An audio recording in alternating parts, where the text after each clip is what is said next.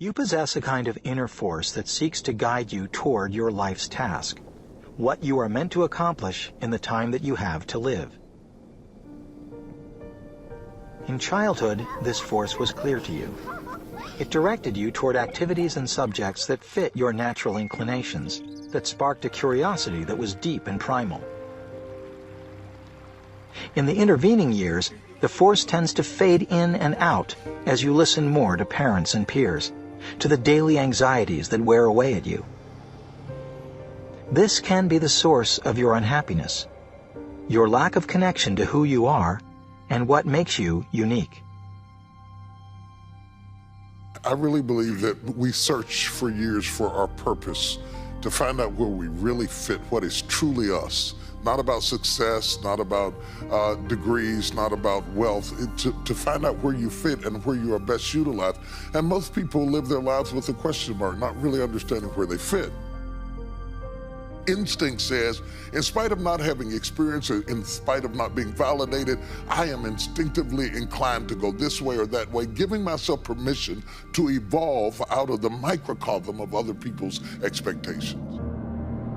Step back right now and think about who we all admire in the world, right? They're all people that punted the system. They're people that practiced singing since they were 5. They're people that shot 10,000 basketballs every morning. It's always that. It's always that. 99% of the people right now that are listening to this are playing in the middle. They're playing in a game that was structured for them. They're risk adverse, they fear, and most importantly, they fear what other people think. I didn't care what other people said. And it's not because I didn't respect it. I respect it, I listened to it, but at the end of the day, I'm just not built to have it dictate my one at-bat at life.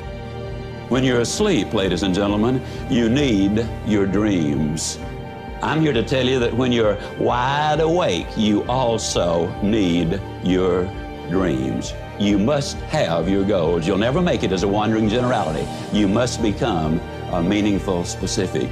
If you're going to work tomorrow because that's what you did yesterday, you're not going to be as good tomorrow as you were yesterday because now you're 2 days older and no closer to the goal which you do not have.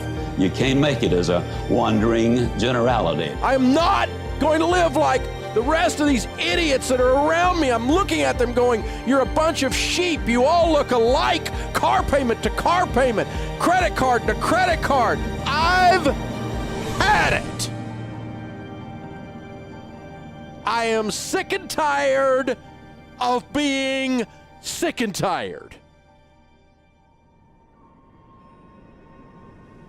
You got to bust out of this orbital pull. You have to kick it in gear like you've never kicked it in gear in your life. But if you will live like no one else, I will make you a promise. Later, you'll get to live like no one else. You know, before we know it, we're going to be at the end of our lives. And no matter who we are, whether you are a king or a street sweeper, you will end up as dust. And I want to challenge you today with great love and respect. You know, rethink your life, rethink how you're living, rethink your values, rethink your mountaintops. Most people's goals are to, quote, pay the lousy bills, or to get by, or to survive, or get out of debt, or make it through the day, make the relationship a little better, get a better job. In short, they're caught up in the trap of making a living rather than designing a life. This is your opportunity now to let go and dream at the highest level. I'm telling you right now, if you are going to birth your dream, your calling, your passion, you've got to stand up to it and push. Live for nothing or die for something. We're tired of this crying you, this complaining you. We're tired of this version. Greatness is in you. You are here. You have been blessed by the Creator to be on the earth. You here. Leave your doggone mark.